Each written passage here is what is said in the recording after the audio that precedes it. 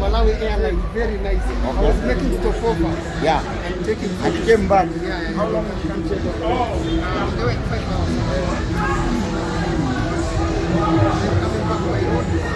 Saturday, 7 days.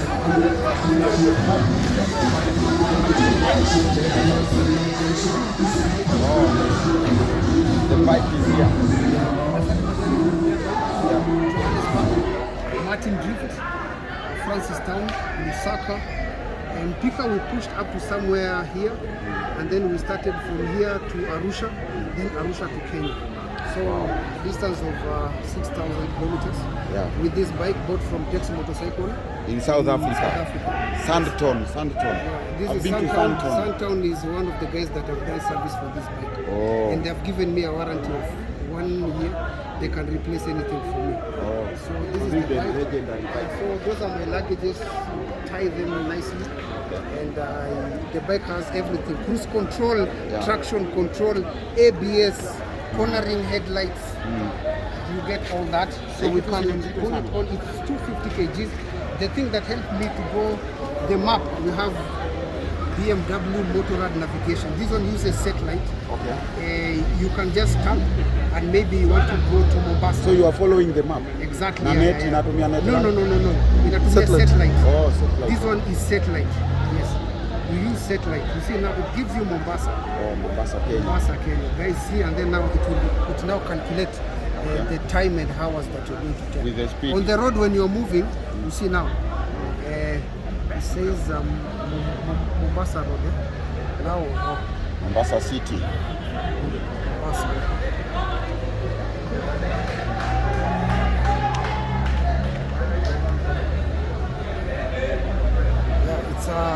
It uses satellite, that's the thing. If I will be using bundles, you can imagine this country. Internet.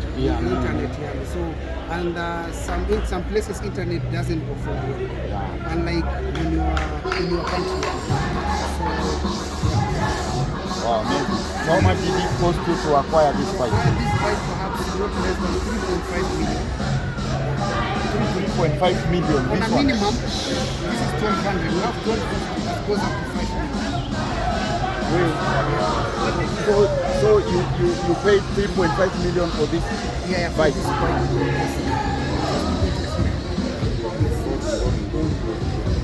Ulibatisha food. Ndio hapa hivi Mombasa, it has given us. If you want to go Kilifi, Coast, everywhere. Hii ni watu wa Diani wanaenda hiyo Mombasa. So you just do this, go, and it now put you there, and it calculates, and then it puts you the map. You are here, you start navigating. Oh, nice. Wow, nice. So before you had which bike? Before I had the same bike. So you sold it? There's nothing new, nice at riding a new engine. Yes. The bike pushes easily, and the other one it was struggling. Ni kama kifua ya mtoto mdogo na kifua ya mzee. What's the top speed? 240. It's here. 240 kilometers per hour. So if you want to fly, you can fly. If you want to fly. What don't you like about the bike? I like everything, especially this one is a Africa touring conqueror machine. You sit for 1,000 kilometers and you don't get tired. This one the bike is meant for long distance adventure. This is a sport bike. So sport bike you don't do adventure, you don't travel. So this is a trip. It can travel the whole world without you getting tired.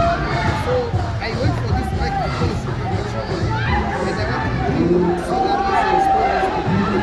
The only way that I can do this is through this machine. So total unasema ngata ulitumia dongapi? 210,000. 210,000. This is because in some country exchange rate were high, so I was being cut.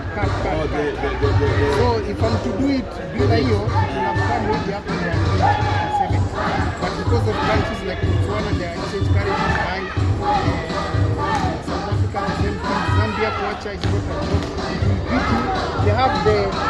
largest currency, and it's 100 kwacha. In Kenya we have 1,000.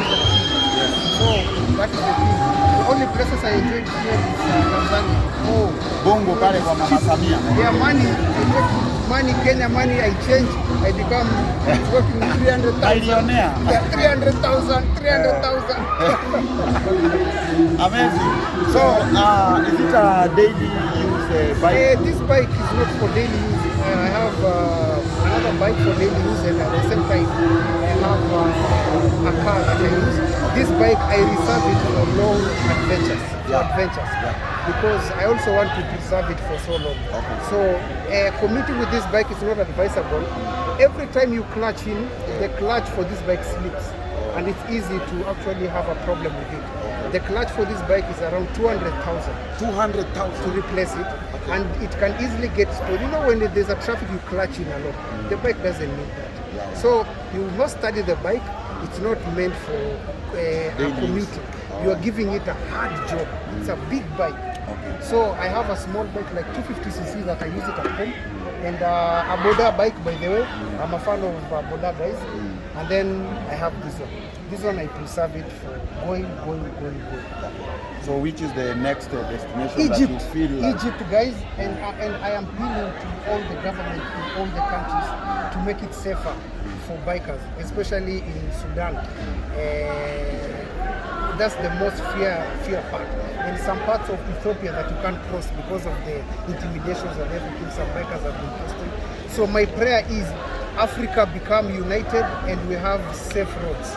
Otherwise, I still want to go up to Ghana, Togo, and see what is there. So even in Western countries, yes, there's a problem, Cameroon side, but still people go, but at the same time, they know in Southern Africa, East African countries are safe. We need the whole of Africa to be like that. That's what I think. All right, before doing a longer distance from SA to Kenya, yes, which is the other longer distance have you done before? I have done from Mombasa, Malindi, Garissa, Mwingi, Thika. A round trip that was around 2,000. Okay. So I've never gone outside with the bike. It's my first time. And the moment I went to South Africa. So it means I set the bar high. Yeah. I could have gone to Uganda, which is now still an achievement. But if I've done that, I believe everybody can do it. Use the same blood as everybody. Yeah. So don't fear. Go. No one should tell you, you need to have experience. When I left Kenya, I was a guy who do Mombasa, Nakuru, Nairobi. Yeah. But imagine, I've taken the bike from South Africa to Kenya. What experience do you have? You need courage. Yes. I've seen the bike is registered under an SA plate. Yeah, are you planning to like change it actually, to the Kenya? process has started. Yes. In the next 1 month, it will be now converted to Kenya. Wow. So we follow the process of registering the bike, and that one it has to be done for the customer. So everything, paperwork, it's a process, so you must wait. But you have the temporary one for using for 2-3 months. You must get a carnet de passage when you bring the bike. It's like a C32 for the bike. It helps you cross and renew it after every 1 month as you process the paper.